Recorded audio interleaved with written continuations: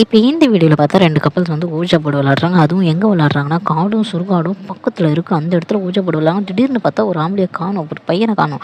அவன் ஒரு இடத்துல உட்காந்துருக்கான், பூரா ரத்த வெள்ளத்தோடு இருக்கு. அவன் உடம்பெல்லாம் வெட்டு போய் இருக்குது. அங்கே பார்த்தாக்கா ஒரு பேய், டெரரான பேய் வருது அவனை நோக்கி.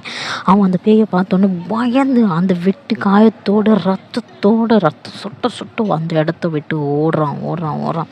அதுக்கப்புறம் பார்த்தா ஒரு பொண்ணை பார்த்தா எல்லாம் ட்வின்ஸு எல்லாம் ஒரே மூஞ்சி உட்காந்துருக்கிற மாதிரியே இருக்குது. அந்த பொண்ணு பயத்தோடு இருந்துச்சு. திடீர்னு பார்த்தா அந்த பொண்ணு வேறு எங்கேயோ இருக்கிற மாதிரி இருக்குது. பேய்ங்கெல்லாம் அவனை வளைச்சிக்கிச்சு. அவள் பயத்தோடு போய் எங்கேயோ போய் ஒரு இடத்துல மறைஞ்சிக்கிட்டா. அதுக்கப்புறம் அந்த பொண்ணுக்கு என்ன ஆச்சுன்னு காட்டவே இல்லை. அதுக்கப்புறம் பார்த்தாக்கா 2 பொண்ணுங்க ஒரே மாதிரி உட்காந்துருக்காங்க.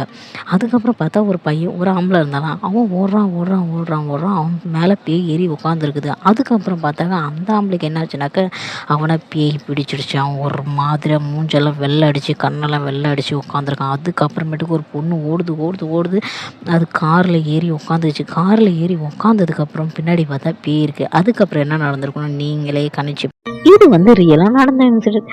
கேரளாவில் ஒரு தாத்தா இருந்தாங்களாம். அந்த தாத்தா பேயாக இருந்தாங்களாம். அந்த தாத்தா அந்த வீட்டில் பேயாக இருந்துக்கிட்டு போகிற வரவங்களை எல்லாத்தையும் கூப்பிடுவாங்களாம். அந்த வீட்டில் ஏதாவது சத்தம் வருமா, ஆனால் அந்த ஊரில் இருக்கவங்க இக்னோர் பண்ணிக்கிட்டு போயிட்டே இருப்பாங்களாம். அந்த தாத்தா அந்த வீட்டில் சிரிச்சுக்கிட்டு இருப்பாங்களாம், ஏதாவது செஞ்சுக்கிட்டே இருப்பாங்களாம்.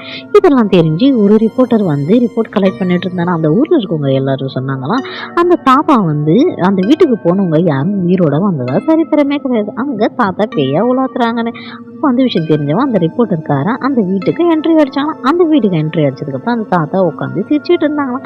வந்துட்டியா, வா திருப்பி நீ உயிரோட போக மாட்டேனே. அப்போ அவன் மூலையில் போய் கேமரா எடுக்க ஆரம்பிச்சோன்னா திடீர்னு பார்த்தா வாயை பொழந்துட்டு நின்றுட்டான். என்னடா வாயை பொழந்துட்டு நின்றுட்டான்னு பார்த்தாக்க பேய் வந்து அவனை பிடிச்சி அவன் ரத்தத்தெல்லாம் குடிச்சு கொடூரமாக கொன்னுடுச்சு. அதுக்கப்புறம் ஊரில் இருக்கிறவங்க எல்லாருமே பேசிட்டு இருந்தாங்களாம்.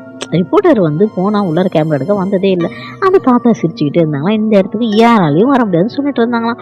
அந்த உண்மையான விஷயம் என்னன்னாக்கா, அந்த தாத்தாக்கு வந்து உடம்பு சரியில்லாத கிடந்துச்சான். அதை ஊர் சொன்னங்களும் சரி, அவங்க ஃபேமிலியோ சரி, யாருமே கண்டுக்கல.